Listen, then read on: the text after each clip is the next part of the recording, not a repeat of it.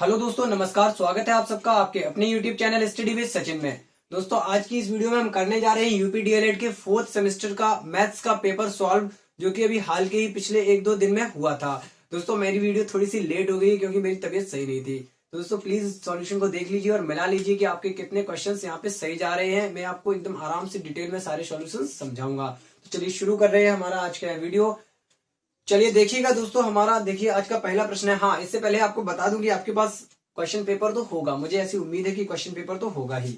तो चलिए question paper निकाल के बैठ जाइए। हमारा जो आज का पहला ऑब्जेक्टिव क्वेश्चन था उसको देखते हैं।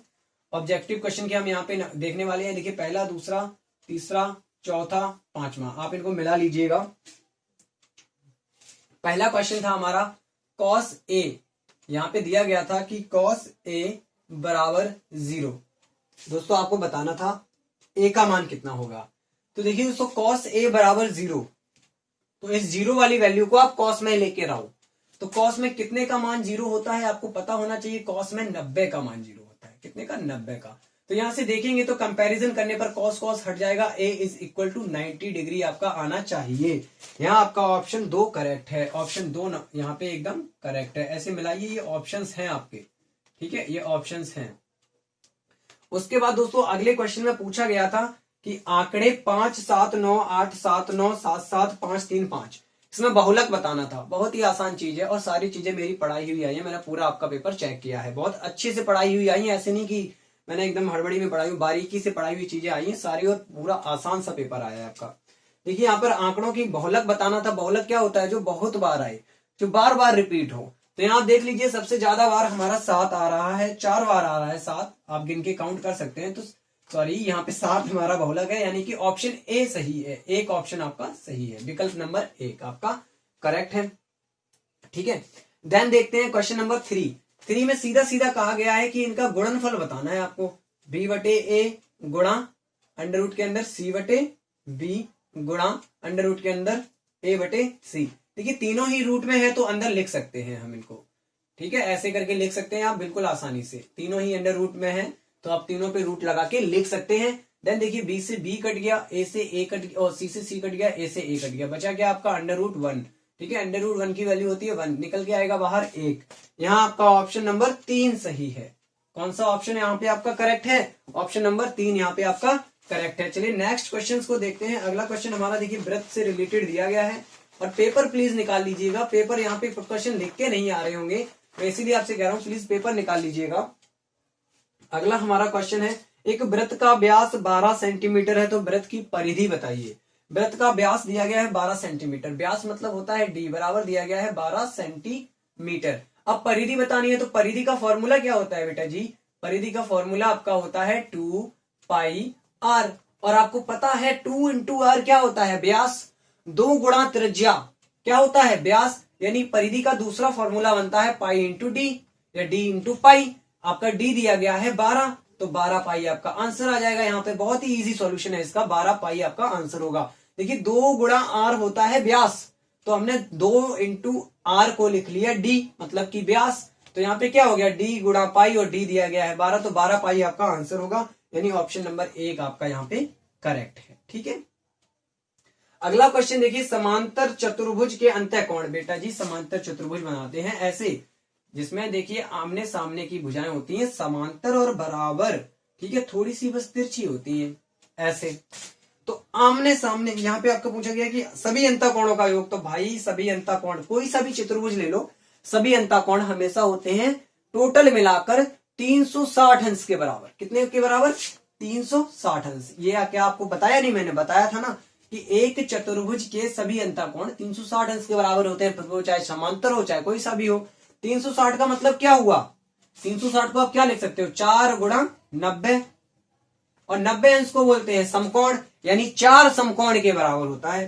कितने? 4 समकोण के। ऑप्शन नंबर 4 यहाँ पे सही है। तो ये आपके विकल्पीय प्रश्न यहाँ पे खत्म होते हैं। बढ़ते हैं अति लघु उत्तरीय की तरफ। अति लघु उत्तरीय प्रश्न भी बहुत सरल आए थे, आसान से आए थे, ठीक है।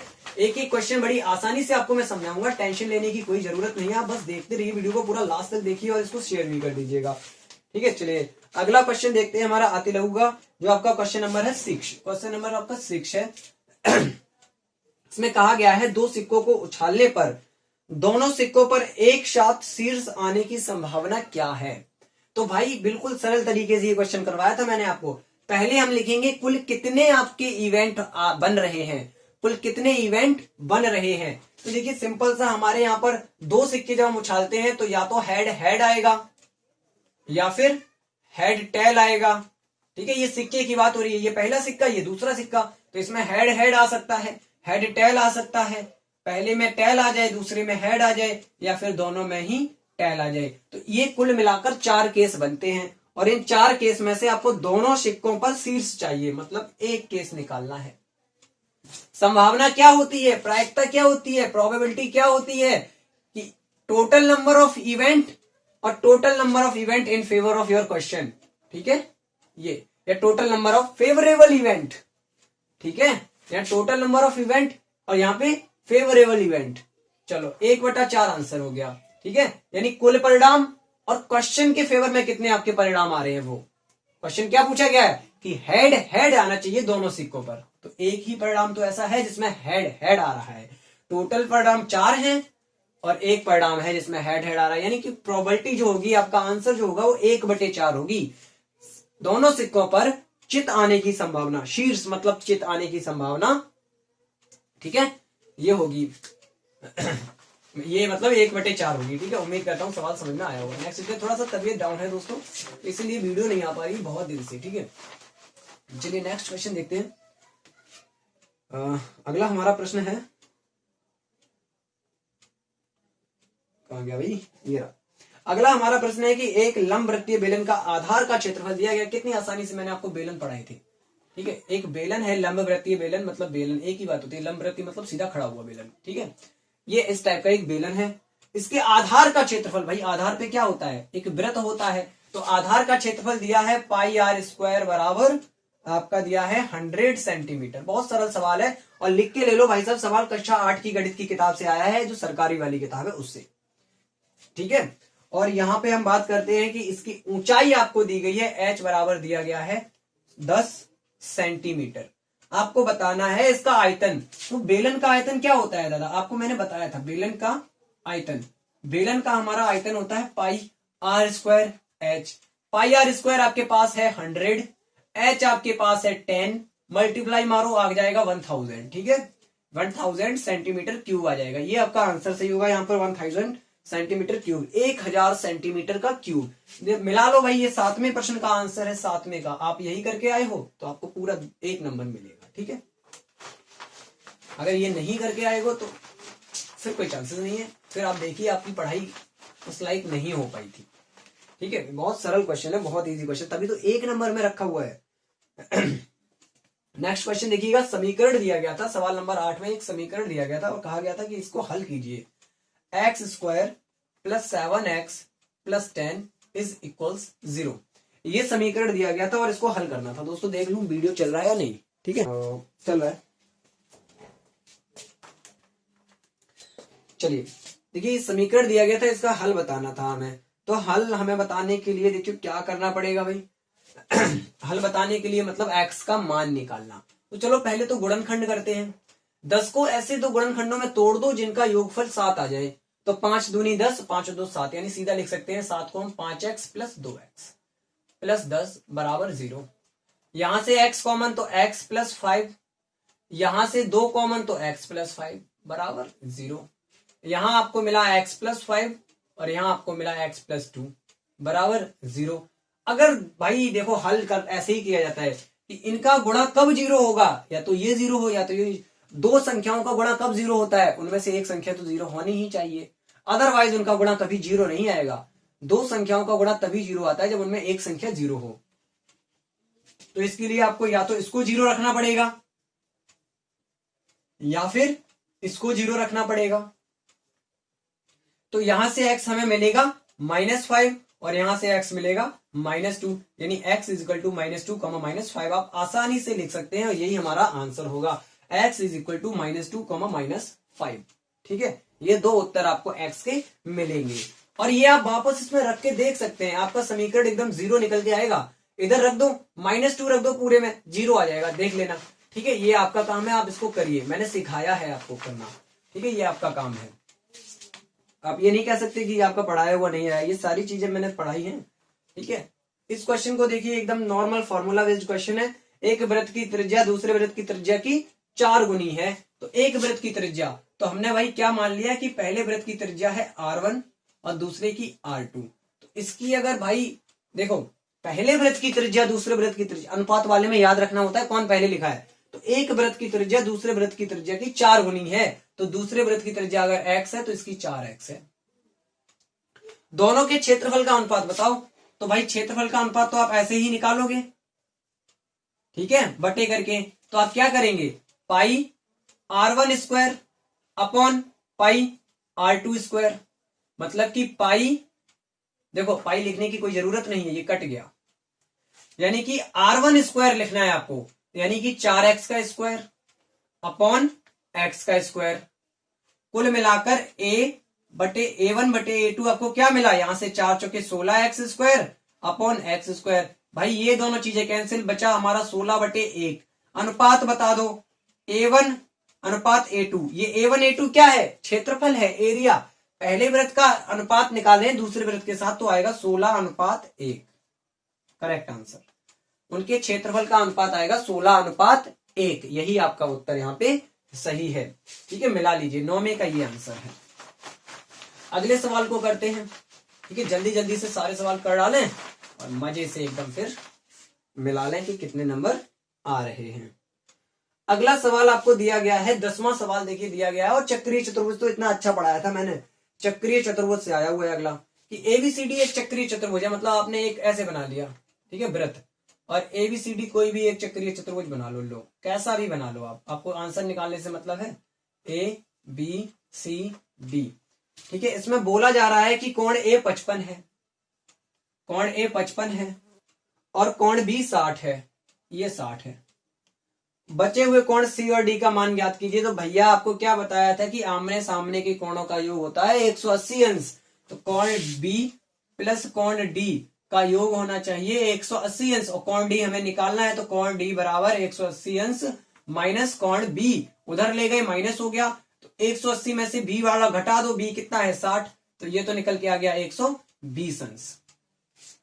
ऐसे ही दूसरा करना है, सेम डिट्टो मेथड है, कोण A प्लस कोण C होना चाहिए आपका 180 अंश, चक्रीय चतुर्भुज में आमने सामने के कोणों का योग 180 अंश।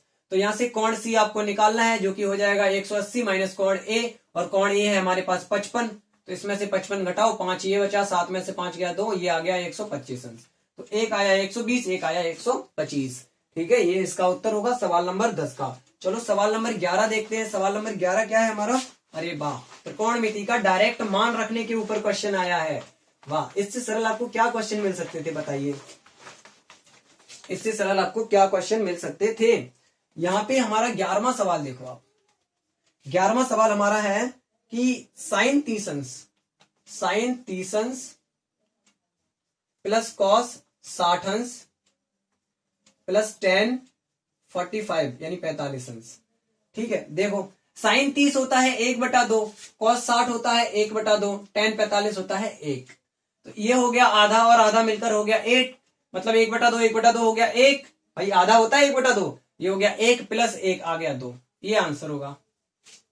चलो ये बहुत इजी था, आप खुद देख सकते हो कितना सरल सवाल था। ठीक है, इसके बाद आते हैं लघु।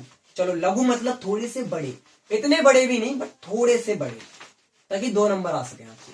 चलो देखते हैं, जिनके यहां तक सही है उसके 11 एकदम फिक्स है। ठीक है, कोई दिक्कत वाली बात नहीं, 11 पूरे मिलेंगे, एक नहीं कटने वाला है। चलो नेक्स्ट देखते हैं, समीकरणों को हल करना है। समीकरण दिया गया है 2x माइनस 3y बराबर 13, ये समीकरण भी आपको मैंने हल करवाए थे, माइनस 2y बराबर 20।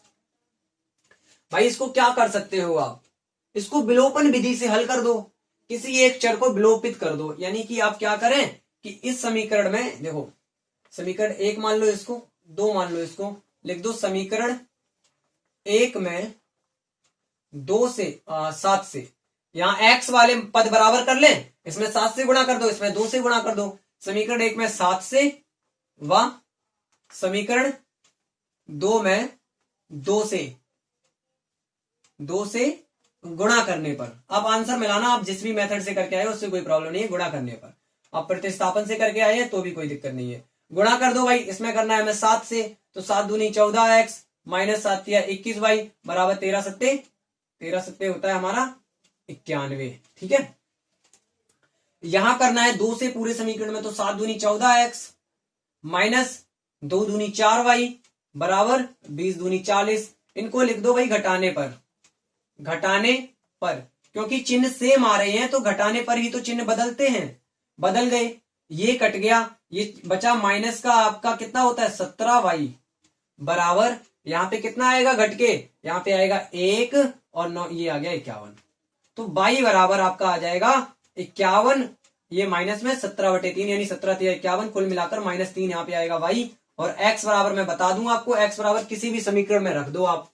ठीक है, यहां रख देते हैं, चलो y का मान समीकरण 1 में रख देते हैं, तो 2x - 3 × -3 बराबर 13, 2x + 9 बराबर 13, 2x बराबर 13 में से 9 घट गया, 9 उधर जाके 13 में से घट गया, 4 बचा, x बराबर 2 आ गया, x बराबर निकल के आएगा 2। तो ये मान होंगे x बराबर 2 और y बराबर -3। मिला लो, अगर आप यही करके आए हो तो बहुत अच्छी बात है।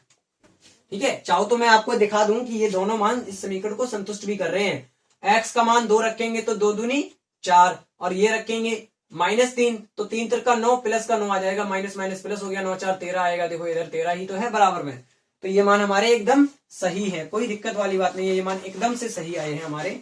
ठीक है, देख लो आप, x बराबर 2 और y बराबर -3। ठीक है, y बराबर -3। एक बार और रिपीट करता हूं, x बराबर 2 y बराबर -3 हमारे 12वें सवाल का आंसर था। अगला सवाल देखते हैं दोस्तों। आपको यहाँ पर 40 छात्रों की आयु दी गई है, तो मैं डायरेक्ट सॉल्यूशन दिखाता हूं आपको। ठीक है, सॉल्यूशन क्या होगा कि आप पहले लिखेंगे आयु और फिर लिखेंगे छात्र संख्या और फिर बनाएंगे संचयी बारंबारता। आप कह दो सर आपने बनवाई नहीं थी, बनवाई थी भाई, कितनी अच्छी तरीके से।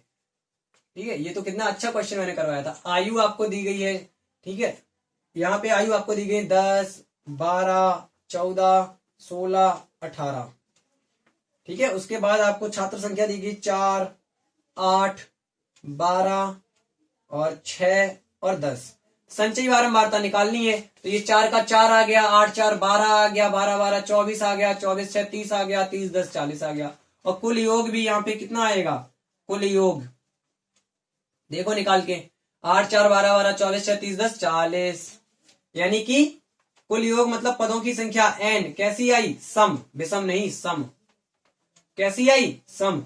सम के लिए माध्यिका का फॉर्मूला क्या होता है दोस्तों, माध्यिका बराबर, माध्यिका सम के लिए n/2 वामपद प्लस n/2 + 1 वामपद। ठीक है, पूरे के बटे में 2, n/2 पद भाई, n निकला हमारा 40, 40/2 हो गया 20वां पद, इतना तो कर सकते हो आप, प्लस 20 और 1 21वां पद। ठीक है, 20वां पद और 21वां पद, ये 21 लिखा हुआ है, बटे में 2।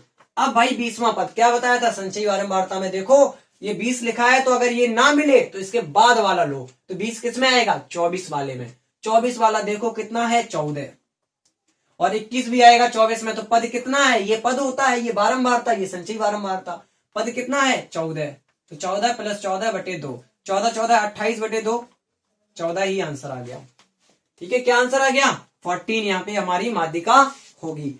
ऐसे आपको ये सवाल करना था। बताओ कितना सरल सवाल मिल रहे हैं आपको, और आप पता नहीं कर पाए कि नहीं कर पाए। मुझे तो उम्मीद है कि आप कर पाए होंगे, बहुत सरल सवाल थे।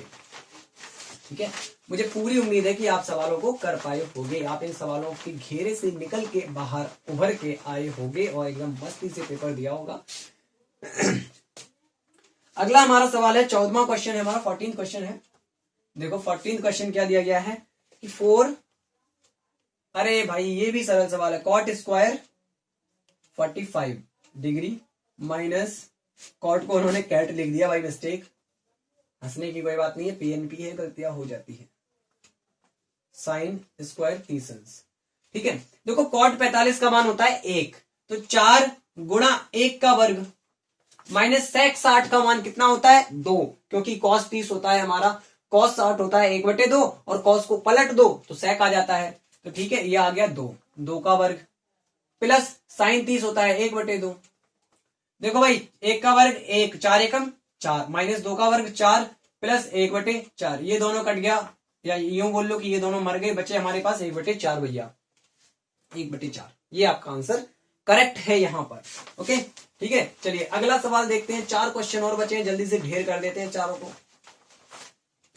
अगला हमारा सवाल है यहाँ पर 15वां सवाल में आपसे कहा गया है दोस्तों कि एक घनाभ की माप इतनी दी गई, जो माप लंबाई चौड़ाई ऊंचाई ये दी गई है, ठीक है, LBH होती है लंबाई गुणा चौड़ाई गुणा ऊंचाई। इसके आयतन के बराबर आयतन वाले घन की भुजा। अरे भाई, मतलब एक घन का आयतन और ये आयतन जो दिया गया है, क्या दिया गया है, 98 गुणा 42 गुणा 18। भाई घनाभ का आयतन क्या होता है, लंबाई गुणा चौड़ाई गुणा ऊंचाई, वही तो दिया गया है। ये घन के आयतन के बराबर है, उसकी भुजा हमने मान ली a है, तो घन का आयतन क्या होता है, a³, तो ये बराबर कर दिया घन का आयतन बराबर घनाभ का आयतन, ठीक है। a बराबर क्यूब रूट ऑफ घनमूल 98, चलो गुणनखंड में लिखते हैं, 98 को गुणनखंड में लिखो तो हमारा आएगा निकल के 7 7 49 दूनी 98, गुणा करो 42 का, तो 7 तिया 21 दूनी 42, 2 तिया 6 तिया 18। लो सबका गुणनखंड हमने निकाल लिया, इनको बस क्रम में सेट कर लो। पहले 2 को कितनी बार आया है, 1 2 3 बार, फिर 1 2 3 बार 3 भी आया है, फिर 1 2 3 बार 7 भी आया है, ठीक है। और क्यूब रूट निकाल रहे हैं तो यहाँ पे 3 3 की जोड़े बनाओ ऐसे, और इनको बाहर ले आओ, चिन्ह हटा दो, 2 गुणा 3 गुणा 7, 7 दूनी 14, 14 दिया 42, आंसर आएगा 42। घन की भुजा बतानी थी और हमने घन की भुजा a मानी थी, ठीक है। आपका आंसर आएगा 42 और यूनिट हमारी आएगी सेंटीमीटर। ओके थोड़ा सा गला भी बैठ रहा है, आपको बताया ना तबीयत खराब है। चलिए a बराबर निकला 42, यानी भुजा निकली हमारी घन की 42। 16वां सवाल देखो, 16th क्वेश्चन। 16वां हमारा सवाल है, 16वें में चित्र दिया गया है, 16वां सवाल, और चित्र कुछ यूं दिया गया है, कोई ज्यादा कठिन क्वेश्चन नहीं है। देखो अभी बताता हूं आपको कैसे करेंगे। एक व्यास है AB और एक कोण ऐसे करके बना है, और एक कोण ऐसे करके बना है, ठीक है। ये 40 दिया है उन्होंने ऑलरेडी आपको, और ये वाला दिया है 30, और ये पूरा बताना है, हमें बताना है कोण CAD और कोण CBD। चलिए देखो दोस्तों, बहुत आसान क्वेश्चन था, आपको बताया था कि अगर आप पूरा ऊपर वाला अर्धवृत्त ले लें, ए भी व्यास है, A और B व्यास है, आपको मैंने थ्योरम की एक वीडियो डाली थी प्रमेय की, उसमें बताया था कि अर्धवृत्त में बना कोण 90 अंश का होता है, तो ये कोण कितना होगा, 90 अंश का, कितना होगा 90 अंश। अब आप त्रिभुज ABC, ये वाला पॉइंट क्या है हमारा C, और ये पॉइंट है D, तो अगर त्रिभुज ABC को देखें, त्रिभुज ABC को देखें तो यहां पर दो कोण आपको पता है, तीनों कोणों का योग होता है 180 अंश। तो चलो करते हैं, त्रिभुज ये वाला कोण निकालें, अगर ये निकाल लेंगे तो हम यहाँ पे CAD भी निकाल लेंगे, CAD ये और CAB निकाल लेंगे, मतलब इससे ये वाला पूरा ये कोण। तो देखो ये 30, ये 90, ये निकल के आएगा 60। कैसे कि तीनों का योग होना चाहिए 180, आप खुद देखो, तो 60 30 90 और 90 180। लॉजिकली कर लेते हैं क्वेश्चन को, प्रैक्टिकली मैं वैसे ही समझा चुका हूं। ये 40 है, यहां भी अर्धवृत्त में बन रहा है, ये कितना होगा 90, ये 40 ये 90, 180 कब आएगा, ये वाला कितना और हो बता सकते हो आप लोग, 50 और 50 40 90 90 180। नीचे वाला त्रिभुज ले रहे थे, एक त्रिभुज का अंदर के तीनों कोण अंतः कोण यानी कि 180 अंश के होते हैं, तो ये आएगा 50। आपको बताना क्या था, CAD 30 और 50, लो यही सॉल्व हो गया 80। CBD 60 और 40, यही सॉल्व हो गया 100, ठीक है, ये हमारा आंसर हो गया। अगर आपको ये नहीं समझ में आया, किसी दिन फुर्सत में आपको बताएंगे कि ये कैसे करते हैं। अभी तो आपको टेट की परीक्षा भी तो देनी है, अगर आप ये पास हो जाओगे तब भी क्या पढ़ाई बंद कर दोगे, नहीं, ठीक है, ये सब में आते हैं, ये सारे कंसेप्ट आपको क्लियर होने चाहिए आपको कंपटीशन में, तभी तो आप बैठ पाओगे। ठीक है, मैंने बड़ी आसानी से आपको करके दिखाया भी है और बताया भी है, मैंने थ्योरम पे भी वीडियो बना रखी है। हमारा अगला क्वेश्चन है 17वां क्वेश्चन, क्वेश्चन नंबर 17। ठीक है, 17वां क्वेश्चन हमारा है, दो अंकों की एक संख्या का योग, दो अंकों की एक संख्या के अंकों का योग एक्चुअल में होना चाहिए था भाई, अंकों का योग होना चाहिए था क्या, ठीक है, अंकों का योग। ये सवाल गलत प्रिंट होके आया है, दो अंकों की संख्या का योग, अंकों का योग होना चाहिए था। माना इकाई अंक, माना इकाई अंक, ये अंकों का योग ही होगा, इकाई अंक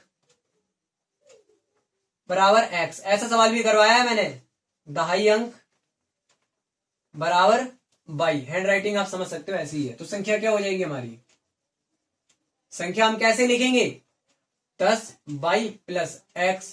भाई संख्या कोई भी लिखी रही है, अगर 32 लिखा है तो हम 32 को कैसे लिखते हैं, 30 प्लस 2, यानी कि 3 गुणा 10 प्लस 2, स्थानीय मान के रूप में लिख दो, 3 का स्थानीय मान 30, यानी 3 गुणा 10 स्थानीय मान, दहाई के अंक में 10 का गुणा करके लिख दो, बस ये संख्या हो गई।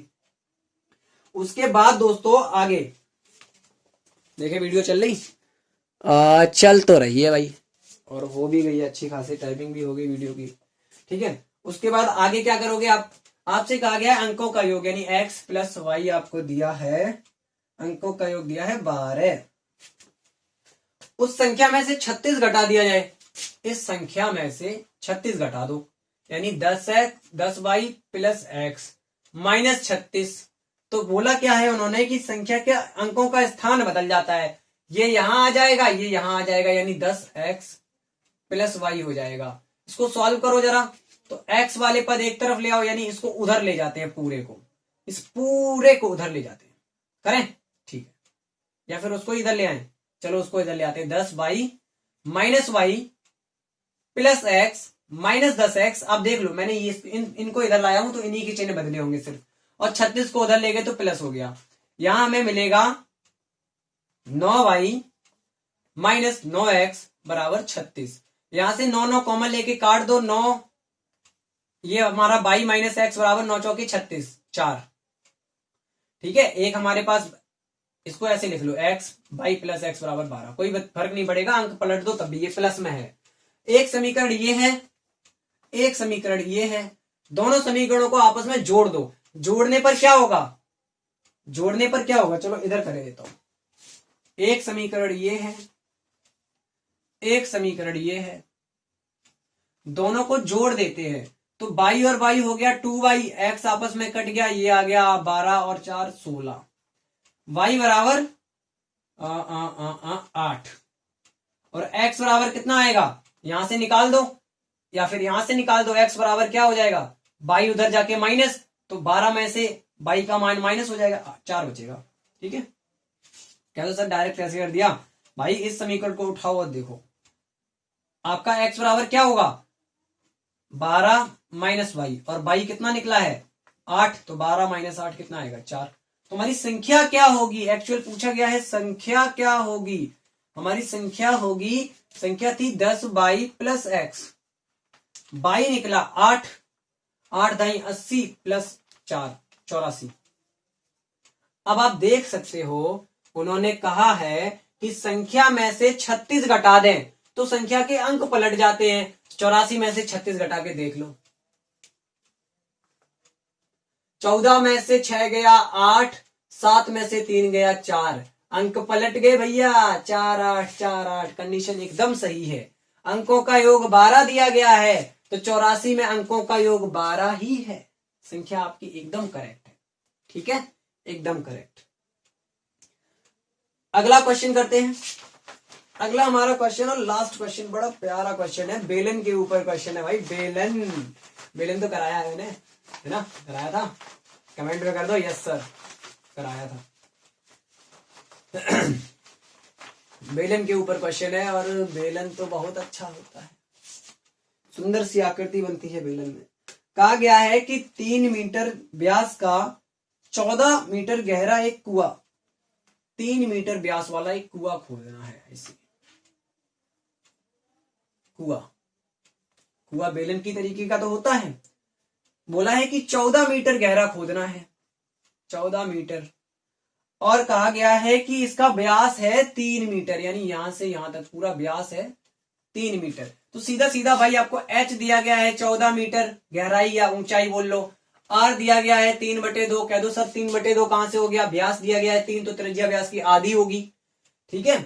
और इसके बाद कहा गया है कि इसका खर्चा निकालना है खोदने का 30 रुपया प्रति घन मीटर की दर से। तो भाई जब इसको आप खोदोगे तो ये एरिया खुदेगा पूरा अंदर का, ऐसे खचा खचा खचा, तो ये क्या हो गया, पूरा अंदर का एरिया जितनी मिट्टी भरी हुई है ठूस ठूस के, वो सब आयतन है। क्या है, आयतन। तो हम निकाल लेते हैं बेलन का आयतन या कुएं का आयतन। कुएं का आयतन, अब कुआं बेलनाकार है तो फॉर्मूला तो वही लगेगा, पाई आर स्क्वायर एच। पाई हमारा होता है 22/7, आर हमारे पास है 3/2, तो 3 तक का 9/4, स्क्वायर कर दिया सीधा सीधा। ये 14 है, 7 दूनी 14, 2 दूनी 4, ये गुणा मारो 11 बचा, 11 गुणा 9 रह गया। एक बार कैलकुलेशन को दोबारा करते हैं, 22/7 आर स्क्वायर किया तो 3 का वर्ग 9, 2 का वर्ग 4, और आर दिया गया है और एच दिया गया है 14, 7 दूनी 14, 2 से काटा 2 बार में, 2 से काट दिया 11 बार में, बचा हमारे पास 11 निम्मा 99 मीटर क्यूब। अब खर्चा आपका क्या है, देखो इन्होंने बोला है कि 3 रुपया प्रति घन मीटर की दर से, यानी प्रति मीटर क्यूब की दर से 30 रुपया लगता है, 3 नहीं। तो कुल खर्चा क्या निकल के आएगा, खर्चा बराबर आयतन गुणा दर। आयतन निकला हमारा 99 और 30 रुपए के हिसाब से बताना है, तो 0 9 3 27 के साथ हासिल लगी 2, 9 3 27 2, 2970 रुपए।